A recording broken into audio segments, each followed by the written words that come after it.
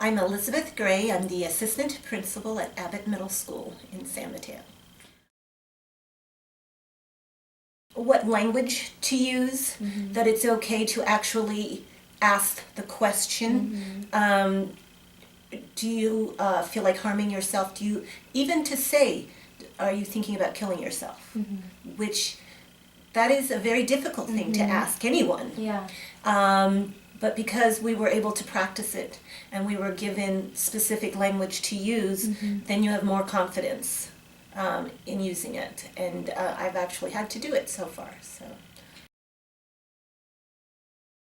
the first time was with a student who wasn't openly saying that she wanted to hurt herself, but she had 2 notebooks full of graphic art and words, including suicidal ideation, and that was very worrisome. But I had the language to address what was in the notebook from the professional development. And it did come finally to the question, are you thinking about killing yourself? Which again is a very difficult question to ask. Yeah. And the first answer was no. And then as we continued to talk, and then I, asked her about what does this mean in your notebook, and I had to ask it again, and she said yes. I know that our principal has arranged for training to come to us as a faculty, so that teachers can get training on how, they're the ones with the kids all the time during the day for long periods of time.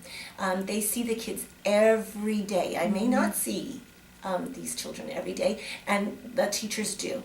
And so they can notice slight changes. They can notice sudden changes in mood, sudden changes in behavior. So a kid who is usually well behaved and all of a sudden is not behaving well, that might be a sign that something's happening. And the teachers can call home and say, hey, this is what I've noticed about your son or daughter. Is there anything I should know? So they are the first responders really at school. Yeah. I think that it's very important. I think the work that you do, thank you, is important, especially today in schools.